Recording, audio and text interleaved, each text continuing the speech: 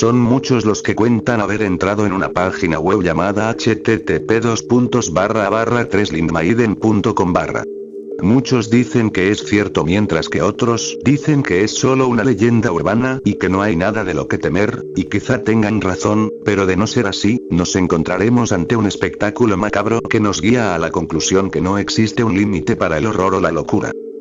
Normalmente, si pretendes acceder a ella, por más que lo intentes, tu explorador no te lo permitirá y aparecerán otras cosas con el fin de desviarte, pero si realmente deseas acceder, primero deberás cumplir 3 condiciones. Encontrarte completamente solo, hacerlo exactamente en la medianoche de un día sin luna y tener apagadas todas las luces de la casa. Entonces, solo entonces, se te permitirá el acceso. Una vez dentro se te presentarán los mayores horrores representados en imágenes, y tras este impactante viaje y sin necesidad de que nadie te explique nada, comprenderás, como dice el eslogan de presentación de la terrible página, que estás ante la experiencia real de horror absoluto. Tendrás que emplear tus 5 sentidos y poner especial cuidado en no cliquear, ni por error, el botón de aceptar en participar activamente en la experiencia. Si así lo hicieses, sería tu fin y quedarías transformado en una imagen más del amplio archivo de incautos que, antes que tú, osaron, tal vez incrédulos, tal vez curiosos, a probar esta experiencia. Pero, ¿qué es lo que se supone que ocurre una vez que haces clic sobre aquel botón? Para tu sorpresa y horror observarás en tu monitor cómo una siniestra silueta se pasea por tu propia casa. Querrás despertar de lo que desearás que sea una pesadilla cuando veas cómo ese espectro se acerca y entra en la misma habitación en la que te encuentras. Te verás en tu monitor a ti mismo, de espaldas, entonces sentirás su presencia detrás de ti. Te girarás, no pudiéndolo soportar más y lo último que verás, antes de morir, será el rostro de la doncella ciega que, despiadadamente te arrancará los ojos. Como he dicho al principio, a mí no me consta que sea verdad, y sinceramente, no pienso comprobarlo, si lo reconozco, me da mucho miedo, pero yo les paso el reto a ustedes. ¿Te atreves a comprobarlo? ¿Se trata de una leyenda urbana, un montaje o algo mucho más terrible?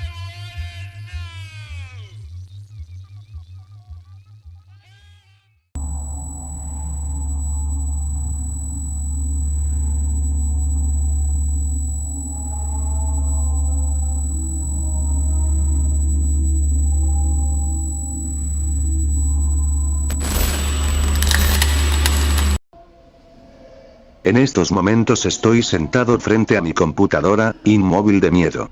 En cualquier momento seré asesinado. Hoy, un amigo mío me contó una historia. Su tía lo cuidaba desde que era un pequeño, y hace un par de noches le contó cómo murieron sus padres. Él hizo una muy buena imitación de ella, yo los conocía muy bien. Estaban realizando un trabajo en algún pequeño y sucio pueblito en Costa Rica, cuando un hombre entró agitado en el hospital de los misioneros una noche, totalmente aterrorizado. Les dijo que su hermana había sido asesinada por la muerte blanca, y que él estaba seguro de que vendría ahora por él. ¿Qué es la muerte blanca? Aparentemente es una especie de coco, algo como ese estúpido chupacabras o algo así. La gente del pueblo le llamaban la muerte blanca, o la niña de blanco, porque se supone que es el espíritu de alguien que odió tanto la vida, que ella juró regresar por las personas que se atrevieran a hablar de ella. La hermana del hombre, le contó sobre el espíritu vengador horas antes de su muerte. Era una niña con ojos enormes y muertos en sus órbitas, los cuales lloraban bilis. Esa cosa se movía sin siquiera mover sus pies, y seguía a sus víctimas hasta su casa. Ahora, si tú no te habías dado cuenta de que esa cosa te seguía, una vez que llegaras a tu casa, comenzaría a tocar la puerta de tu recámara. Una vez por tu piel, la cual usará para reemplazar su piel decadente. 2 por tus huesos, los cuales usará como armas para matar a sus víctimas. 3 por tu corazón, el cual usará en su cuello. 4 por tus dientes, los cuales pulirá y mantendrá como trofeos en una caja. 5 por tus ojos, con los que verá a tus seres queridos. 6 por tu alma, la cual se comerá por completo, nunca descansarás jamás una vez que estés dentro de ella. Ella repetirá esto en cualquier espejo o puerta que esté entre tú y ella. No podrás correr más rápido que ella, pues es más rápida que el hombre más rápido del mundo. Y si huyes de tu casa cuando ella está tocando la puerta, no será tan cortés contigo una vez que regreses y clame tu alma. El hombre estaba completamente seguro de que esta cosa había matado a su hermanita.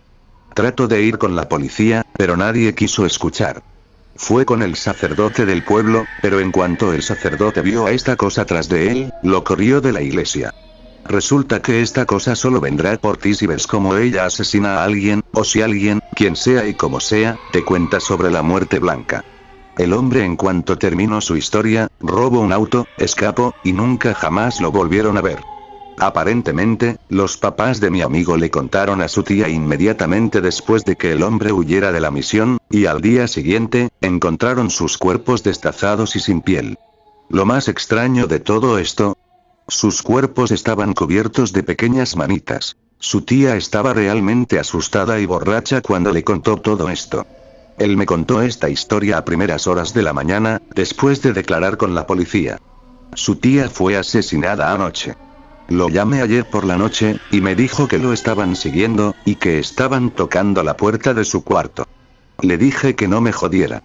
Separó un poco la bocina del teléfono y la dirigió hacia la puerta, y pude escuchar que tocaban lentamente a su puerta. Momentos después escuché que abrieron la puerta de golpe, y escuché los gritos desesperados de mi amigo. Y entonces, escuché la voz de una niña pequeña. Testigo. Colgué inmediatamente. Hace 3 minutos alguien empezó a tocar en el espejo de mi cuarto. Creo que ella tocará unas 6 veces en mi espejo. Después tocará en la puerta de mi casa, y quizás después lo haga en la puerta de mi cuarto. Lo hace lentamente. Creo que quiere asustarme más, hacerme saber que mi muerte está a solo unos momentos. Empezó a tocar la puerta de mi cuarto hacía un par de minutos. Ella terminará conmigo en cualquier momento.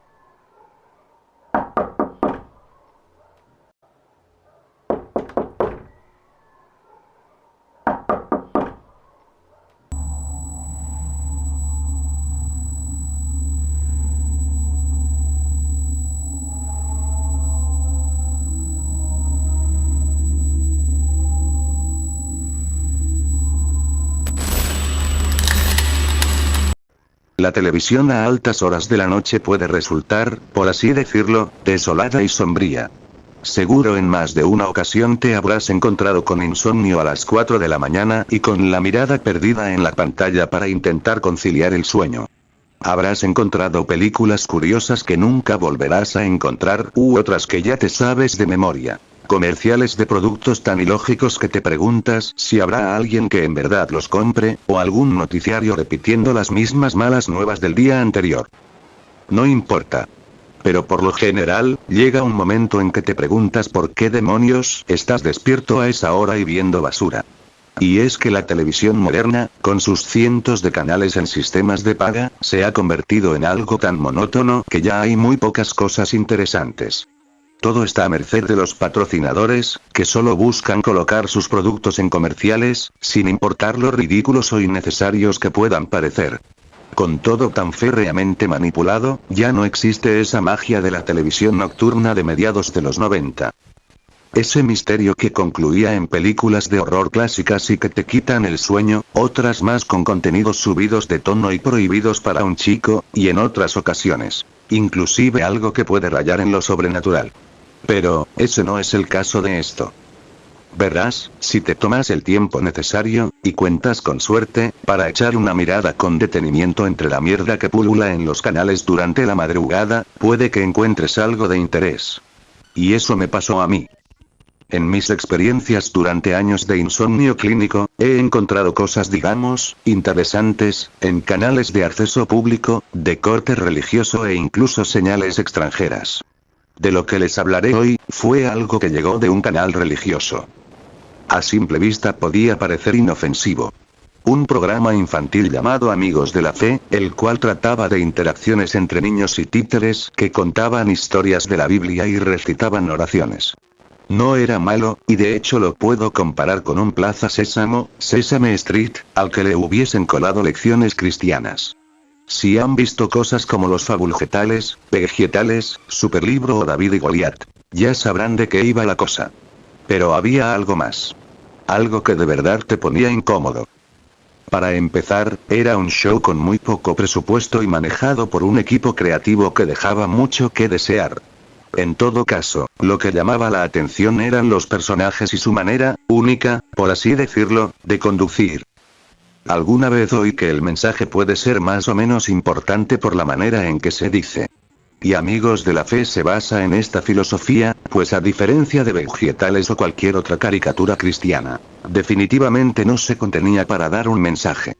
Las historias de la Biblia eran contadas por medio de narraciones acompañadas de dibujos a lápiz con detalles gráficos muy fuertes. Por ejemplo, el asesinato de Abel, gente ahogándose para ilustrar el diluvio y el arca de Noé, la crucifixión, las plagas de Egipto, las pruebas de Job o incluso retratos de Satanás que parecían más adecuados para un disco de heavy metal o un oscuro manga japonés. Y luego estaban los personajes. En especial, Pinky. ¡Oh, Dios! Pinky, para describirles a Pinky, les diré que imaginen a la rana Kermit, pero con una cabeza mucho más grande, de color rosa, con ojos enormes y pupilas demasiado pequeñas. Tal vez no suene raro en sí, pero todos los episodios terminaban con un acercamiento extremo y muy perturbador al rostro del títere.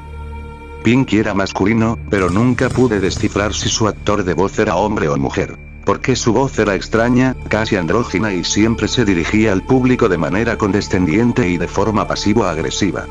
Pinky era la estrella, y todo parecía girar en torno a él.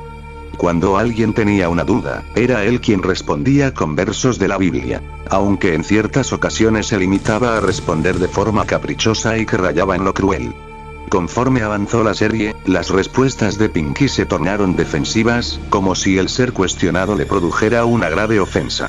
Si un niño o un títere preguntaba algo de corte personal, Pinky le respondía diciendo cosas como cuidado, no preguntes eso o no eres nadie para cuestionar a Dios.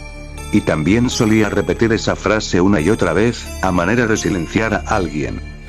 Los otros dos títeres eran Bertie y Gerta.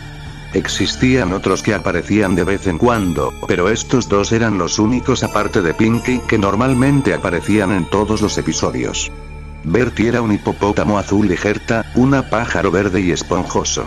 Los dos actuaban como idiotas con el propósito de interactuar con Pinky, actuando de forma curiosa y equivocada para que los pequeños que salían en el show acudieran con dudas a Pinky y este los corrigiera con un sermón errático y extraño que pronto los hacía cambiar de opinión. Amigos de la Fe se convirtió en un placer culpable para mí. Pese a lo mierda que era Pinky, no podía evitar sentirme entretenido por lo políticamente incorrecto de su personaje, y que parecía más bien algo digno de South Park que de un show cristiano para niños. Pinky simplemente decía las cosas tal y como eran, sin importarle si ofendía a alguien. Esto me sorprendió en el capítulo dedicado a la homosexualidad. Sí, hubo un capítulo sobre los gays. Y como ya lo imaginarán, trataron el tema con la misma sutileza de un martillo golpeando un cristal. Sodoma y Gomorra. Imágenes de hombres besándose. Levítico 20:13. Estadísticas sacadas del culo sobre el VIH, SIDA. Ya saben.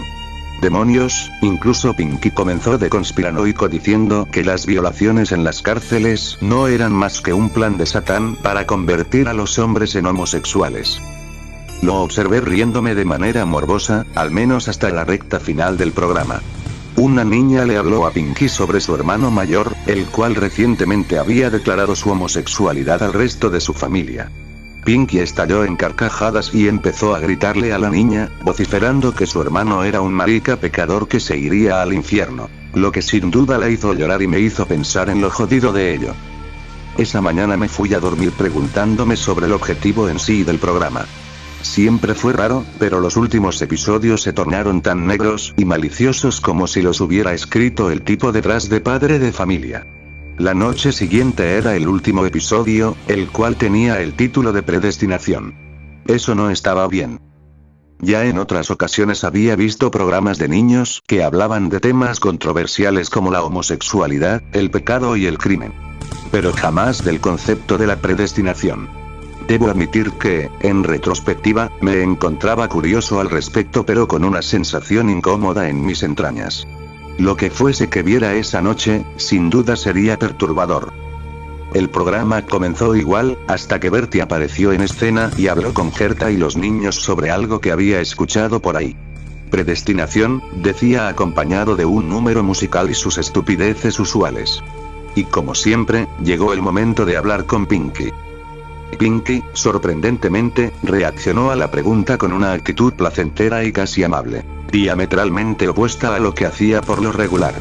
Hasta que un niño le pidió que explicara qué significaba predestinación. A lo que la rana respondió lo siguiente: algunas personas están destinadas al cielo y otras al infierno, y después comenzó con su discurso del poder de Dios. El chico, que se veía muy confundido y hasta atemorizado, le preguntó por qué decía eso si Jesús había muerto para salvar a todos. Entonces Pinky dijo algo muy difícil de digerir: Jesús murió para salvar a los elegidos. Los otros niños, que comenzaron a entender de manera gradual la gravedad del mensaje, se veían asustados. El niño de la pregunta anterior observó a la cámara como si dijera «¿Tengo que hacerlo?». Por unos segundos, hasta que reunió el valor de hablar o alguien lo obligó, y le preguntó a Pinky cómo podía saber si iría al cielo o no. Y Pinky respondió: «Nunca lo sabrás, no hasta que mueras. Pero si miras al interior de tu corazón, tal vez encontrarás la respuesta». Después se quedó mirando fijamente a la pantalla y hubo una transición a un fondo negro. Pensé que el programa se había acabado, y estaba por cambiarle cuando vi aparecer un título nuevo: No hay redención para los condenados. Entonces, un desfile de ilustraciones bastante gráficas. Esta vez sin mensaje de la Biblia o moraleja.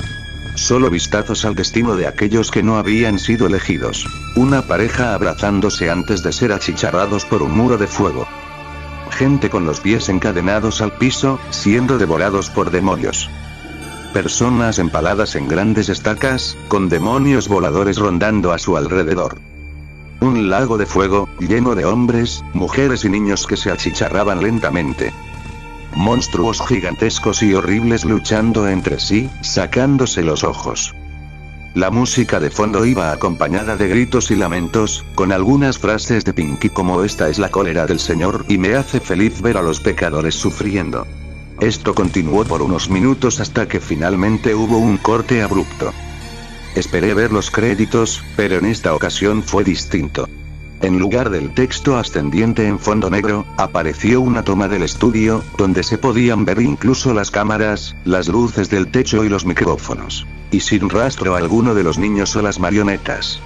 Un hombre con una capucha negra entró a la habitación y procedió a bañar todo con un bidón de gasolina, para después incendiarlo. El camarógrafo lo siguió a la salida del estudio, y la última escena mostraba al encapuchado y al camarógrafo riéndose como maniáticos mientras arrojaban a los títeres en un horno, con la toma final siendo un acercamiento a Pinky quemándose, después dando con los créditos ordinarios. No ha pasado tanto tiempo desde que vi el último episodio, pero sigo sin encontrar respuestas sobre el show, por qué acabó así y, más importante, cuál era su intención. Tengo algunas teorías, como que pudo tratarse de una parodia bastante buena como los Crank Yankers de MTV, o tal vez el show era la manera de vengarse de un creativo al que le habían cortado los fondos a media temporada. Tal vez solo estaban locos. No lo sé. Lo único que sé, es que hay una posibilidad de que, a esas horas de la madrugada en que no hay más que infomerciales y películas, te puedas encontrar con una repetición de Amigos de la Fe.